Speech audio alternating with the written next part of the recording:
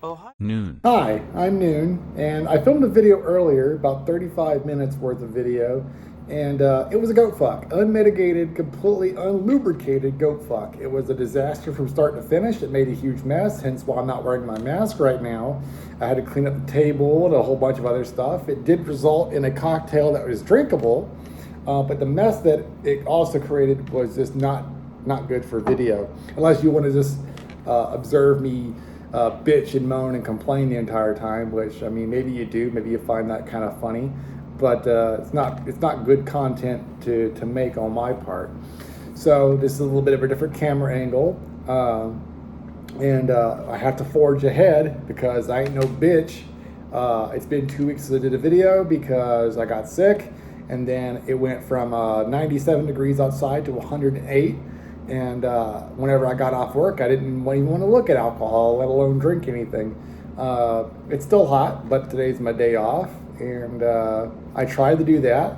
So that's my second one of those cocktails. If it tells you anything about about how my day's been going, so I'm a little hydrated, and so if I sound different, if I stutter a little bit, or if my intonation is fucked up, or if I mispronounce some words, fucking deal with it, I guess, because this is just, if I don't do this video, I'm not going to do any more videos.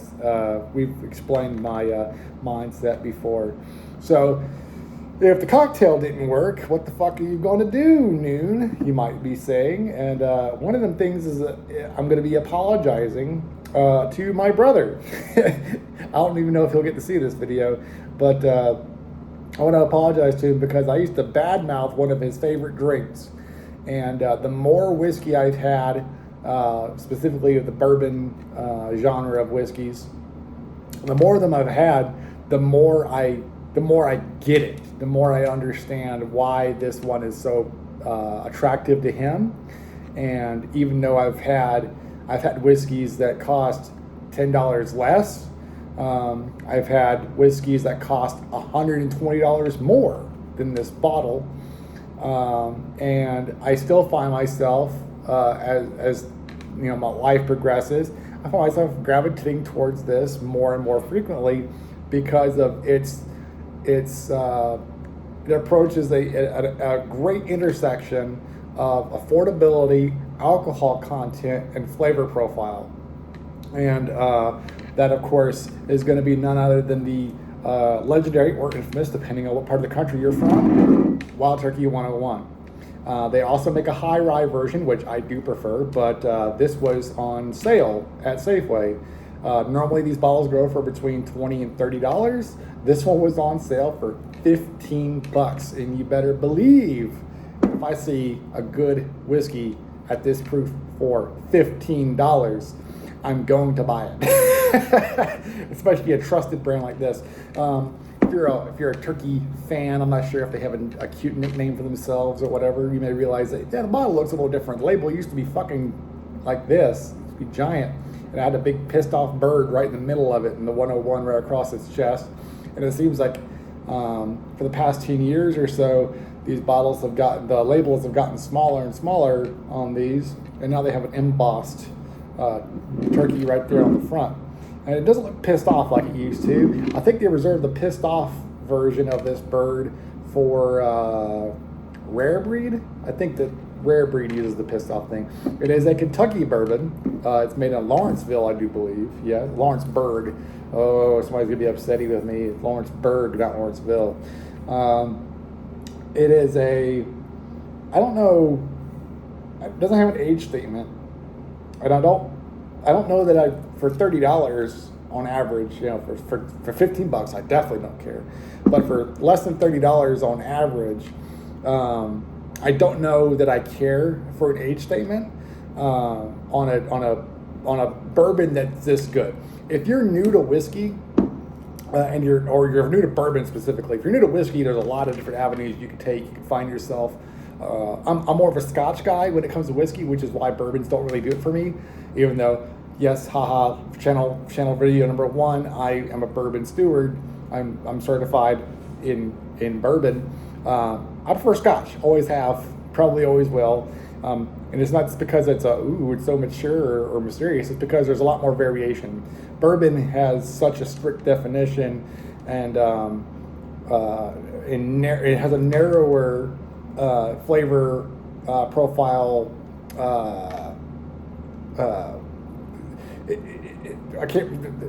I've been drinking, and it's still hot, and I'm trying to keep my head out of the shot. It has a narrower flavor profile because of the bands of ingredients that it can use are few and far between. The ratios are controlled. Now, that's not saying that all bourbons taste the same. There's a couple of bourbons out there. One of them is called a wood hat, and the logo is literally just a hat made of wood. There's a couple of distilleries that I can't remember the names of. They're from Texas. Wood Hat, I believe, is from if they're from Tennessee or Kentucky, don't remember. They experiment with different types of corn because the definition is corn. Doesn't say what kind of corn. Almost all bourbon distilleries use the same kind of corn because it's cheap, and almost all bourbons use the same rye because it's cheap, and it gives a reliable product. Some of these other companies are using blue corn, red corn, mixed corn, or mixing different types of corn. They might be mixing different types of barley, different types of rye. So they're trying to find something new in this very narrowly defined spirit category, which is awesome.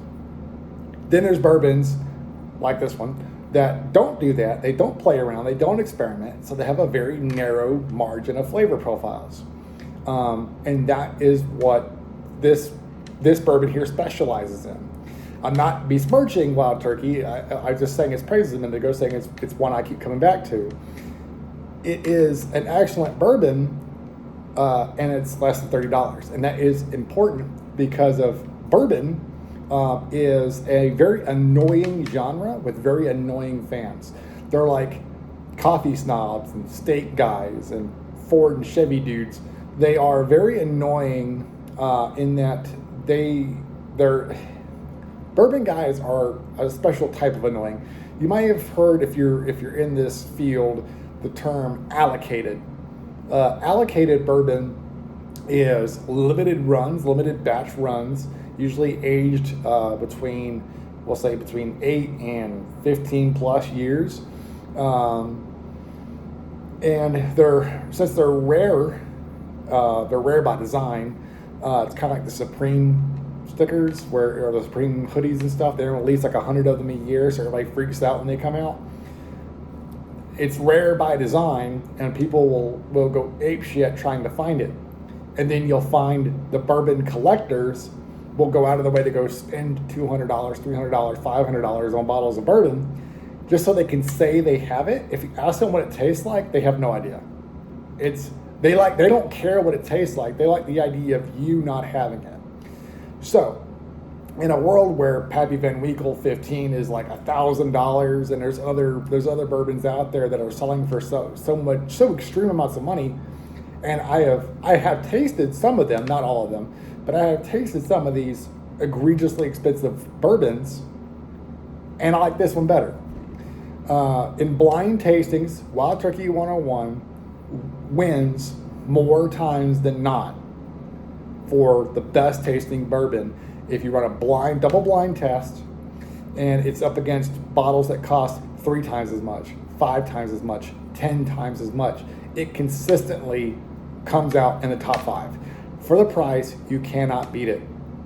And that, if you're getting into whiskey and bourbon and stuff, this is going to be one of those ones you've got to gravitate towards.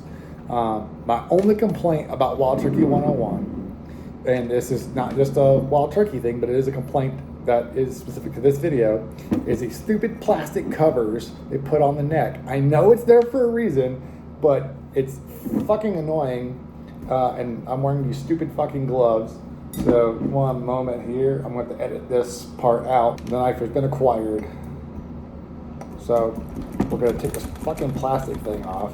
And again, I know it's there for a reason. It doesn't mean I have to like it, because they doubled up on me here. They got the plastic thing, and then they got that weird little ribbon that holds the cork down. Yeah. So Yeah. So, like I said, it's not a complaint about the liquor itself. It's a complaint about the packaging, and I don't think it's their fault. There's a reason for it, but there we go. Oh, and there's something else I want to address. I just opened this, but there's something else that needs to be addressed, in my opinion. Bourbon guys, whiskey guys being annoying as shit. So, this is a brand new bottle, and there is a certain type, and if you're wondering why I have a position like this, it's because of, I could see the timestamp on the top of the video there, and I want to be able to see what the fuck I'm doing. So, there's a specific type of whiskey guy who creates mythology, and some of the mythology involves, in general, it's usually things like saying that all bourbon has to be made in Kentucky. That's not true. It has to be made in America, but that's beside the point. One that is pervasive and refuses to die no matter how much I try to shake people from it, and this is actually more annoying than the vodka thing. There's a term in the whiskey world about neck pores. And there's a video I saw, if I could find it, I'll splice it in. But there's a video I saw about a guy, I think he's playing a character, I refuse to believe it's a real person, but they pour him some whiskey, and he saw that it came from the neck of the bottle, and he swirls it around and throws it on the floor. What you must do is take the bottle, pour it into the glass, swirl it around, as I said to you before, throw it out. There's a mythology about the neck pour tasting different because it's exposed to this much oxygen while it sits on the shelf, and before you get your hands on it, this liquor has been touching the air, and it could affect the flavor. Well, to that I have to ask the question, there's the neck pour, right? Where is it at now? Do you think this bottle sat upright for 5 years on the shelf before you picked it up? No, it was in a cardboard box on a truck being shipped clear across the fucking country, and it was stocked by an underpaid guy at a grocery store, a gas station, or a liquor mart. And you think that touched the air the entire time since production? You're fucking stupid. It drives me nuts, and it's something that I hear constantly, and I always worry about people believing these ridiculous things. I might have more than that, but for the purposes of this video, this will do just fine. Plus, I have a cocktail I have to finish too. All right, so we have that little bit amber color here, not quite straw. And again, I don't know how old these are. I want to say that their average is like 4, up to 6 or 8 years. They don't really, on the bottle, it doesn't really give you a whole lot to work with. Smell-wise, it has a lot of similarities with Irish whiskey. There's a lot of like eucalyptus, honey, graham cracker. It's very light smelling. And again, the percentage on this, it's 101 proof, which means it's a 50.5%. I'll leave this right here, like I'm doing an advertisement. They could sponsor me. I'd drink this shit as regularly as I do. This is a brand new bottle because I ran out. So my next sniff, we have a little bit of cantaloupe, some kind of melon. It's got an earthiness to it.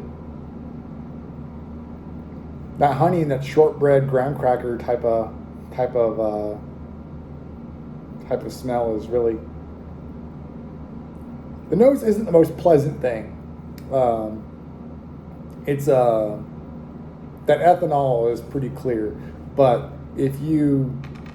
I usually don't prefer the higher proof whiskeys. But when I'm in a mood like this, you will see the percentage of things I drink start to increase. But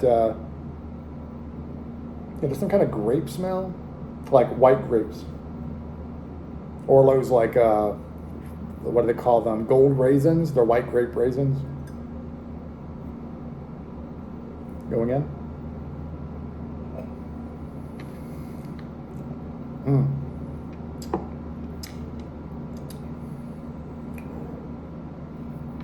So, right out the bat, smooth as syrup. There's like a liquid caramel, salted caramel, a little bit of shortbread. Tastes like I can't remember what those little cookies are called, but it's those little shortbread cookies with the dark chocolate on them and the caramel on top. If somebody knows, I'm sure. Tastes really similar to that. There's a little bit of salt to it, which for bourbon is a little unusual. I like it, but I'm also a fan of Scotch, which some of them have a good bit of sea salt flavor to them. Honey, a little biscuity, and I mean biscuit in the cookie sense, not in the southern bread sense. But it's that first sip. It doesn't burn like you may expect. There is a fruitiness to it. Hard to identify. And it may be because, full disclosure, again, I've had one of those cocktails already, and I've had a couple of sips off of that one. So I've been drinking, and it will alter how I taste certain things. But I'm getting notes of like, it's going to sound crazy, like papaya or mango. Just a little bit, not huge notes, but it's in there to me right now as we speak.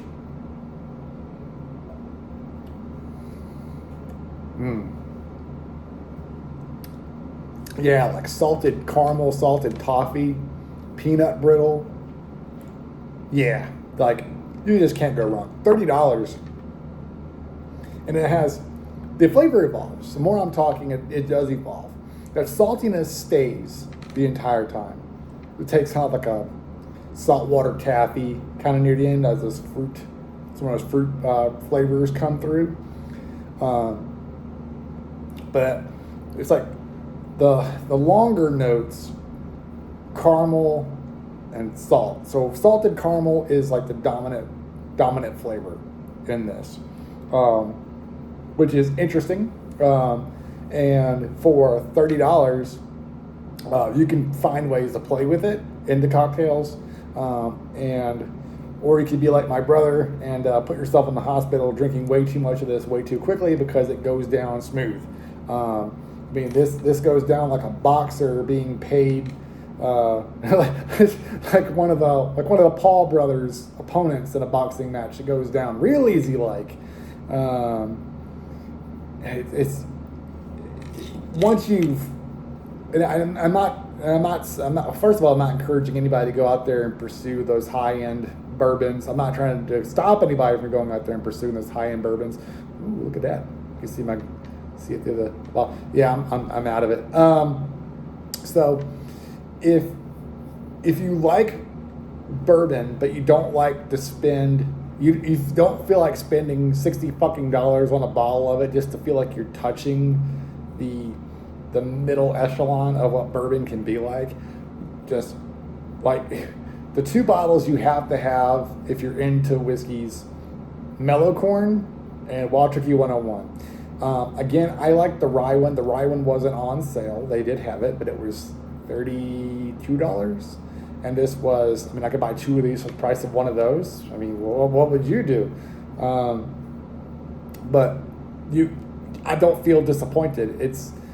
It always hits just right. And I've seen people say that recently the recipe doesn't taste exactly the same as it always has. These guys have been in business. It's a family-run business, and they've been together 3 generations now. 1855. What?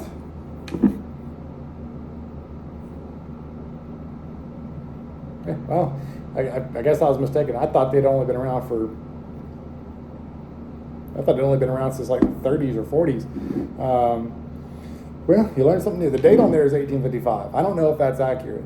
Maybe the distillery's been open since 1855, but I do remember distinctly hearing that the distillers that are there now. There's the master distiller is like scratching 80 or 90 years old, and then his son is the assistant distiller, and his son is the distiller in training. So it's 3 generations of the same family running the same still. I can't speak to the 1855. I didn't do enough research on that.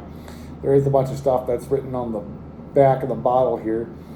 Caramel, vanilla, toffee, and spice. Yeah. And 60 years. Master distiller Jimmy Russell. And now I'm reading this fucking thing. So it is a high rye. This is a high rye, but it's not strictly a rye whiskey. I think a proper labeled rye has to be at least 51% rye. And this is a bourbon, so of course it follows a ratio of 70, 20, 10, or whatever. It's been a little while, and I don't know.